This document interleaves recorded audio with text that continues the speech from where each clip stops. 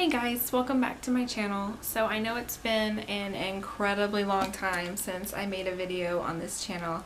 I think I was pretty pregnant when I made my last video, and turns out having a baby and raising a little human can be challenging and can drain your time.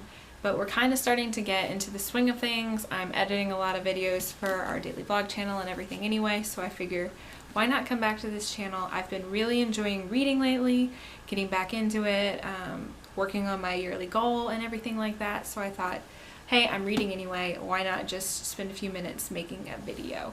So sorry about the long delay, and it kind of puts pressure on it to make your first video back a little bit better, but I'm just not going to worry about that. I'm going to jump right into a review, which is a challenge.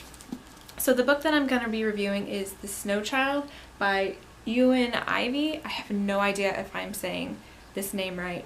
I was walking in the library looking for a book to read, and this was kind of on a shelf near one that I was looking for, and I just wanted something extra, and I pulled it out. I'm going to be honest with you, I checked it out for the cover. I think this cover is really pretty, and I have not done that in probably a couple of years, and I have to say this was one of my favorite books that I've read for a long time, actually, quite a while, definitely at least of 2016. It's only the beginning of March, so that's not saying much, but I really did enjoy this book. I thought it was a great read. I'm glad that I picked it up. So I did find out that Ivy this is her only book, and she was nominated for a Pulitzer Prize for this book. Unfortunately, she didn't win, but still, that's pretty impressive. You can't beat that, except by winning. Yeah.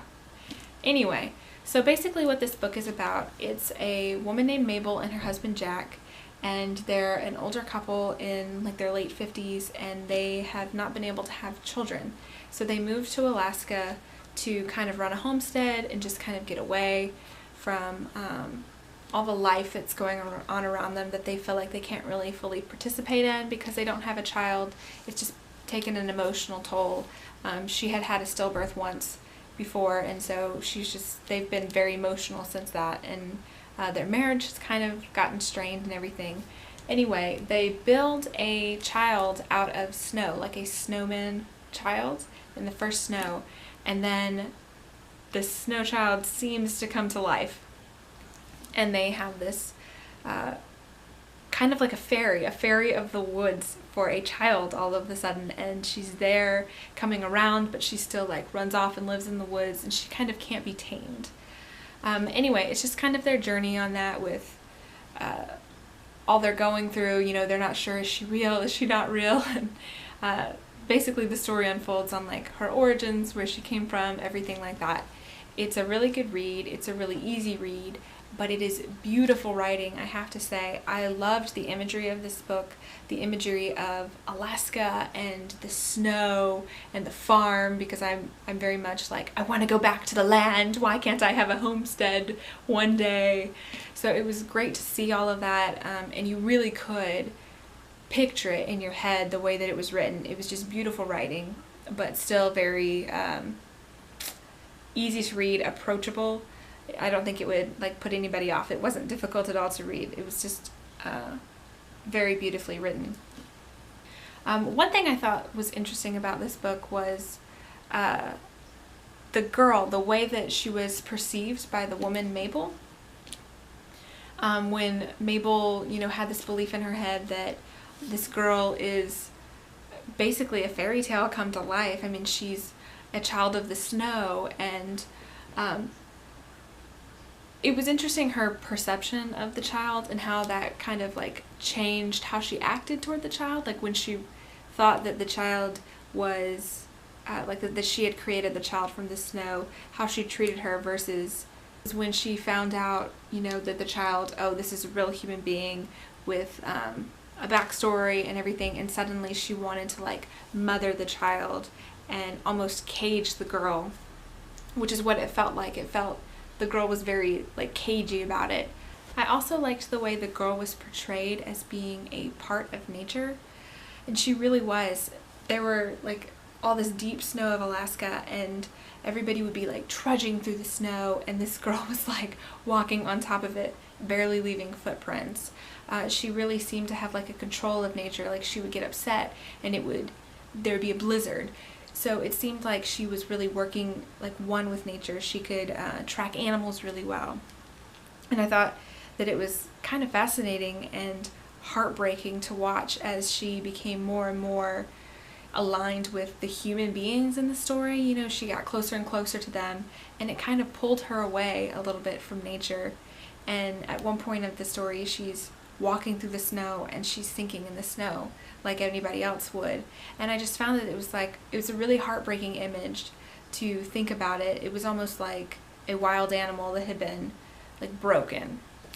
One thing I loved about this book was the relationship dynamic and kind of how this couple found their relationship back again through this girl, and also their relationship mothering this child.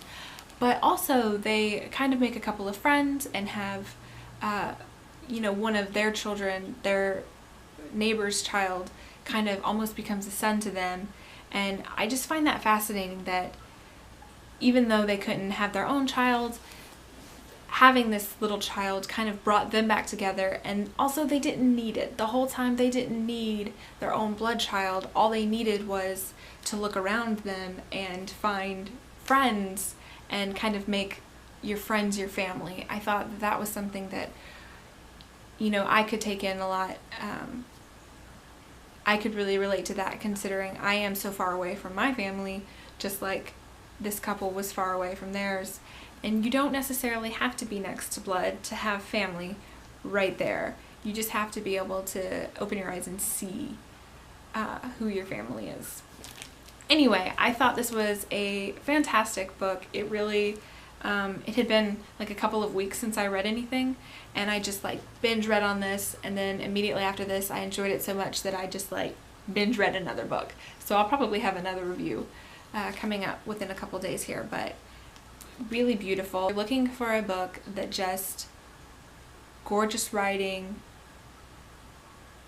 farm in Alaska, anything like that, kind of a retelling of a fairy tale, this is definitely something I think you should check out. You can pick it up at your library. Ba-dum-bum. Anyway, thanks for watching my review. Stay tuned for a couple days. Hopefully I'll come out with another review soon. And thanks for being patient if you're still watching this and you had watched my previous videos like a year ago. Yeah. Anyway, see you next time. Oh, links to my vlog channel down below. Thanks for watching. Bye!